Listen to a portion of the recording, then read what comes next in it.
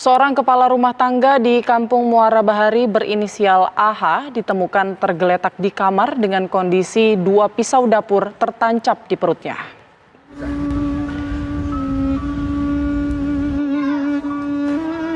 Sang ayah mencoba bunuh diri di kediamannya di Tanjung Priok, Jakarta Utara, Senin lalu.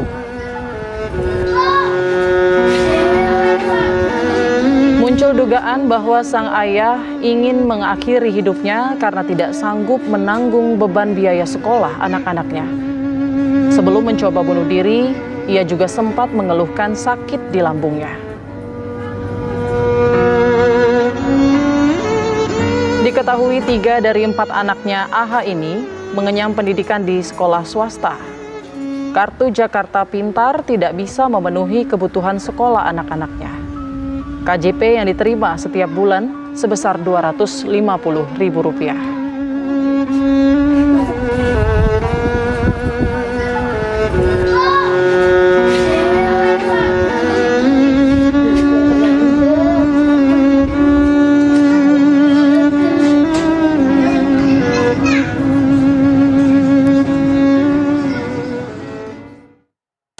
Kami ajak Anda mengupdate informasi terbaru mengenai percobaan bunuh diri AH, seorang ayah karena tak sanggup menanggung biaya sekolah anak-anaknya. Kurnia Amal akan mengabarkannya langsung dari Tanjung Priok, Jakarta Utara. Selamat siang Kurnia Amal, silakan dengan informasi terbaru dari sana.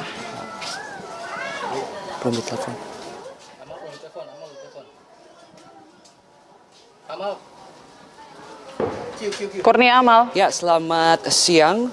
Putri dan juga pemirsa, betul sekali ironis seorang warga ini nekat melakukan aksi bunuh diri, di mana aksi tersebut dilakukan di rumahnya di wilayah Tanjung Priok, Jakarta Utara, di mana adapun motif dari upaya bunuh diri yang dilakukan seorang warga ini memang dikarenakan motif ekonomi. Dan tadi sempat kami berbincang-bincang dengan salah satu keluarga korban ini mengatakan bahwasannya salah satu motif dari upaya yang bunuh diri yang dilakukan oleh seorang pria berusia 52 tahun berinisial AH di wilayah Tanjung Priok, Jakarta Utara ini dikarenakan memang faktor ekonomi, dan memang bapak dari 4 anak ini menanggung biaya sekolah yang ia harus tanggung. Nah, untuk mengetahui bagaimana sebetulnya kondisi dari korban usai upaya bunuh diri, kami telah berada di salah satu rumah korban, dan kami akan mengajak Anda untuk masuk dan berbincang dengan keluarga korban.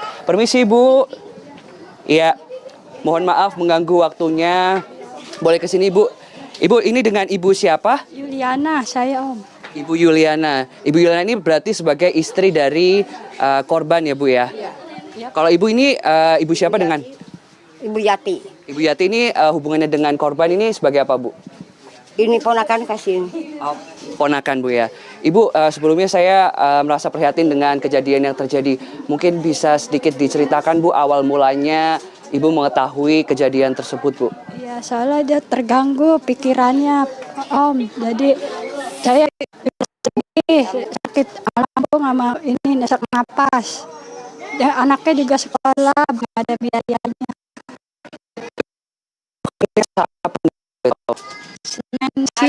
Senin siang jam 2 sore ya. Jam 2 aja. Jam 2 siang, terus kemudian itu yang mengetahui awal kejadian tersebut siapa, Bu? Anak. Itu anak yang kedua tadi, yang perempuan. Anak yang kedua, ya. Isa sama Yanti, ya. Pasca kejadian tersebut, Bu, langsung dibawa ke rumah sakit atau bagaimana, Bu? Diperiksa dulu sama polisi, ya, sama perawat juga, ya, sama warga juga, dilihat sama RT RW juga. Untuk kondisi Bapak sendiri bagaimana, Bu, saat ini? Masih sakit itu perutnya, dia namanya sesak napas. Masih di rumah sakit ini psikiater, Cipto, iya. Nah, Bu, mungkin bisa berbagi atau diceritakan sedikit, Bu, kira-kira mengapa sih alasan Bapak untuk nekat sehingga mengakhiri hidupnya? Ya, gangguan jiwa, Pak. Stres ya, stres pikiran ya, sakit ini juga lambung sama sesak napas sama sekolah ya. Jadi dia jiwa terganggu. Bu, kalau boleh tahu ini Ibu berarti punya anak yang masih sekolah ya Bu? Itu usia berapa Bu? Usia 12 tahun. Sama ini yang SMP udah lulus. Cuman mau ngajuin lagi ke SMK, nggak ada uang. Ya, belum ada duitnya. Cuma ijazahnya belum ditebus sih, 1.500.000 lagi. Bapak pernah menceritakan hal terkait tekanan tidak bisa membayar sekolah atau bagaimana? Mungkin pernah cerita ke Ibu sebelumnya? Enggak sih, dia diam aja. Dia diam aja. Dia suka ngelamun, suka bengong di luar. Suka bolak-balik keluar, ya bengong. Ya gitu doang. Nggak punya duit buat biaya sekolah anak, Om. Oh, jadi sebelumnya ada ini nggak sih Bu, bantuan dari pemerintah terkait bantuan sekolah seperti itu? Cuman 250 KJP, uang itu doang. Ya nggak ada lagi. Yang gede nggak ada, soalnya diambil bu guru kalau yang gede. Berarti untuk saat ini memang keempat anak Ibu masih sekolah dan 3 anak yang masih sekolah. Yang satu udah kerja sih, iya. Yang satu udah kerja di KAM. sekarang mungkin bisa diceritakan sedikit Bu, kondisi Bapak setelah melakukan upaya bunuh diri, bagaimana Bu? Langsung ini pikiran aja ngelamun, dia diam aja, nggak banyak ngomong ya. Jadi bagaimana sih, lemas. Makan sih mau dia, kalau makan minum mau. Ya udah itu. Berarti masih dalam penanganan dari pihak rumah sakit? Iya, masih dirawat, ya dijaga sama dokter, sama satpam. Nggak boleh dilihat, cuman ngambil baju kotor bersihnya doang. Oke, baik, terima kasih Bu atas waktunya.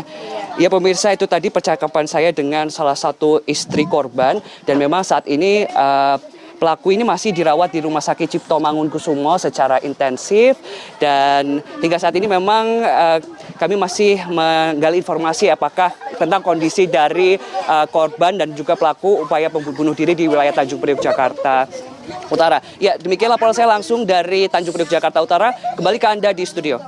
Baik, terima kasih Kurnia Amal melaporkan langsung dari Tanjung Priok, Jakarta Utara. Kita ke informasi selanjutnya. Pemirsa, untuk membahas soal fenomena beban berat menyekolahkan anak sehingga seorang ayah akhirnya mencoba atau melakukan percobaan bunuh diri, kita langsung saja membahas fenomena ini bersama sosiolog Mbak Ibu Nadia dari Sosiolog Universitas Indonesia, Ibu Nadia Yovani. Selamat siang Ibu Nadia. Selamat siang Mbak Putri. Baik, Ibu Nadia pasti sudah mendengar soal kasus percobaan bunuh diri dari seorang ayah yang merasa tidak mampu atau membiayai sekolah anak-anaknya. Kalau Bu Nadia sendiri melihat kasus seperti ini, apa sebenarnya fenomena apa yang sedang terjadi saat ini?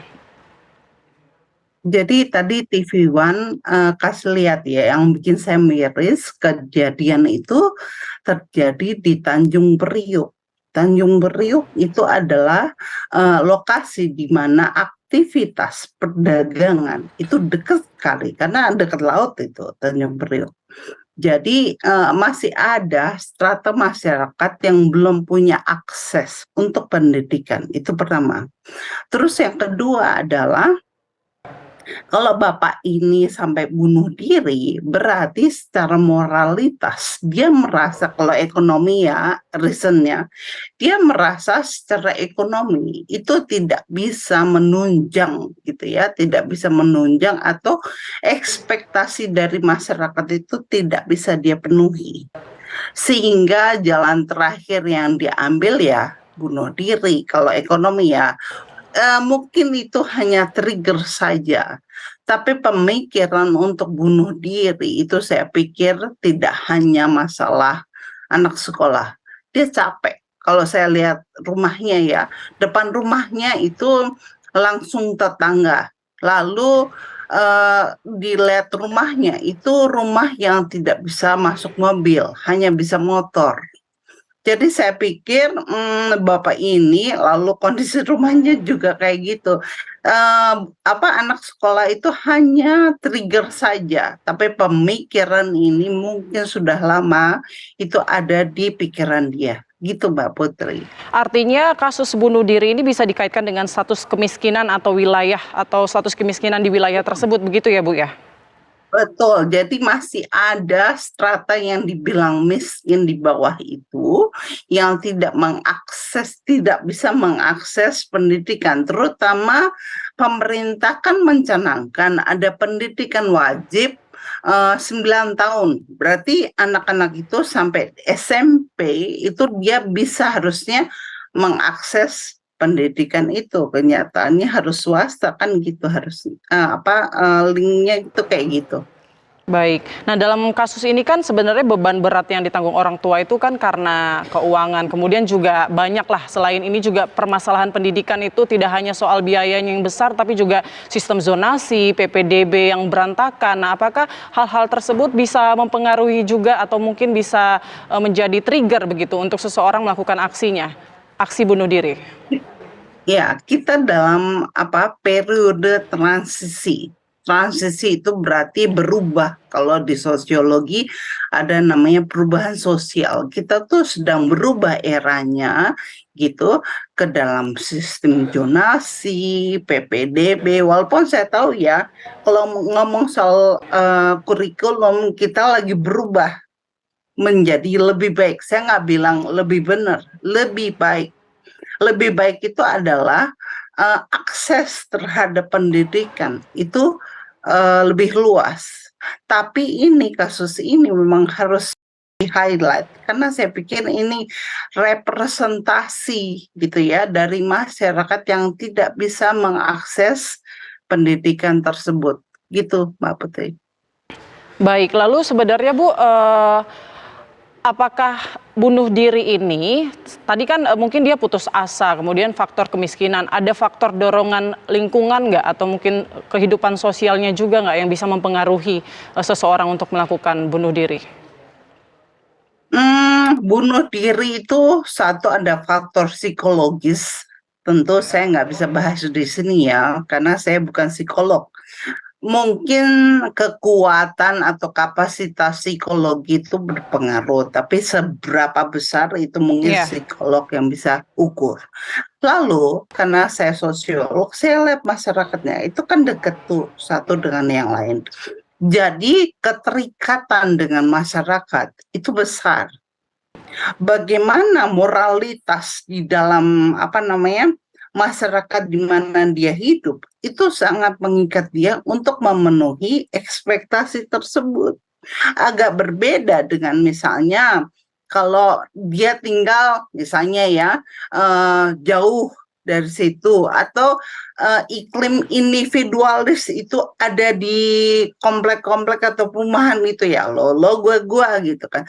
Tapi kalau saya lihat perumahan ini itu nggak bisa lo gue karena kalau sampai orang tua itu tidak bisa menyekolahkan anak, itu masyarakat akan menganggap bahwa orang tua ini tidak bertanggung jawab kepada anak. Gitu. Baik, pandangan sosial begitu ya Bu, mempengaruhi pelaku. Kemudian juga mungkin ini Bu terakhir, saat ini kan kasus ini kan karena orang tuanya tidak sanggup menyekolahkan anaknya ataupun KJP-nya dianggap tidak cukup membiayai sekolah anaknya. Nah, apakah mungkin perlu ada concern dari pemerintah terkait hal tersebut? Kemudian juga apa yang mungkin bisa dibantu oleh pemerintah untuk mungkin lingkungan di sana atau yang di wilayah kemiskinan ekstrim ini bisa dibantu begitu? Ya, saya pikir gini ya, kalau memang benar-benar nggak mampu, bukan mengaku tidak mampu, tapi benar-benar tidak mampu, artinya realitasnya itu memang menunjukkan tidak mampu. Contohnya, dia nggak mampu bayar pajak karena nggak ada slip yang menunjukkan dia bayar pajak, berarti ini dia nggak mampu. Lalu slip gajinya juga menunjukkan bahwa dia itu nggak ada tambahan pendapatan. Hanya itu gaji dia, gitu kan. Jadi realitasnya memang miskin. Nah, kalau realitasnya itu miskin, saya pikir ini harusnya dibantu. Dibantu karena anak-anak itu ya generasi penerus Kalau dia pinter, dia sekolah gitu ya, dia punya pikiran bagus, saya pikir ke depan lebih baik gitu. Baik, terima kasih Ibu Nadia Yovani selaku sosiolog Universitas Indonesia. Terima kasih telah bersama kami di Kabar Siang TV One. Selamat siang Ibu. Selamat siang, makasih.